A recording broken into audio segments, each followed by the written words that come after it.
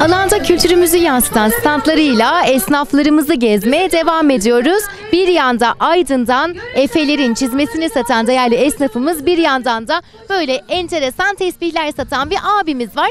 Tanıyalım mı biraz seni? Muğla'dan geliyorum. Yörük Kemal, bu Yörük Obalarının kurucularındanım.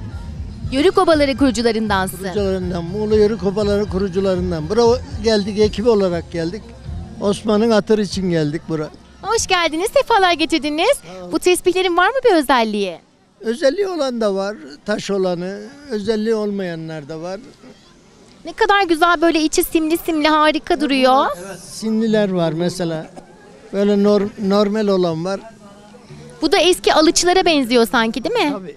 Ağlara, ağlar seçiliyor ya şeyde. Evet. Güleş ağları mesela, güleşlerde, boğa güleşlerinde. Bunlar en çok da onlar alıyor. Çok teşekkür ederiz. Bereketli olsun inşallah. Sizi de biraz tanıyalım mı? Tabii ki Aydın'dan Efe Çizme Serkan Gündüz.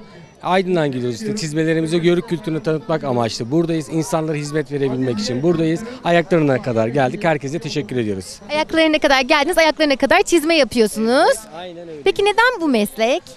Baba mesleği her şeyden önce. Ata mesleği olduğu için bir de mesleği çok seviyorum.